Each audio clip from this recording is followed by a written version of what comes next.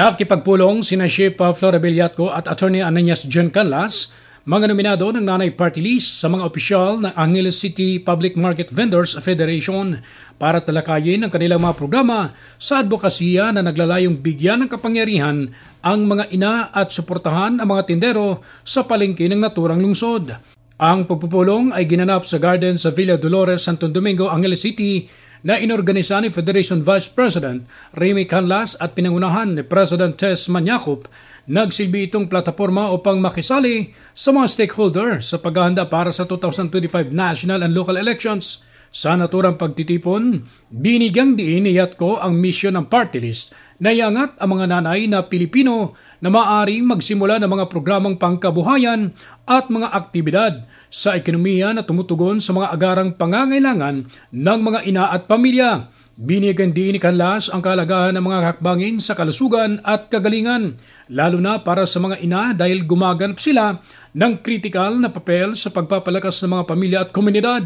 Kasabay nito, nagpasalamat ang mga nominado kina Pampanga Governor Dennis Delta Pineda, Vice Governor Liliana Naipe Baby Pineda at Pilantropina si Rodolfo Tatay Bong Pineda sa kanilang patuloy na suporta.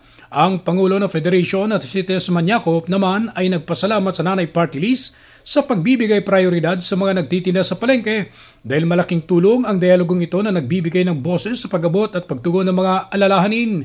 Muling pinagtibay ni Yatco at Canlas ang kanilang pangako sa pagpapabuti ng mga buhay ng mga nagtitinda sa pagpapublikong pamilihan sa pamamagitan ng praktikal at napapanatiling mga programa. Bilang bahagi ng kanilang advokasya sa kalusugan, ang Nanay Party List ay nag-oorganisa ng mga anti-flu vaccination drives sa mga lugar tulad ng Metro Manila, Porac, Mabalacat City at Laguna, kung saan personal na pinangunahan ni Yatco ang pamamahagi ng bakuna. Itinataguyod din ng party list ang fitness and wellness sa pamamagitan ng Zumba events, hosting activities sa Pampanga, Bulacan at iba pang mga lokasyon upang hikayatin ang malusog na pamumuhay sa mga ina at komunidad. Sa pamamagitan ng mga hakbangin na ito, patuloy na isinusulong ng Nanay Party List ang misyon nito na bigyang kapangyarihan ang mga ina at pagyamanin ang kagalingan sa mga lokal na komunidad. Naimbitahan kami dito sa kanila para makilala ang mga membro ng Angeles Vendors Market.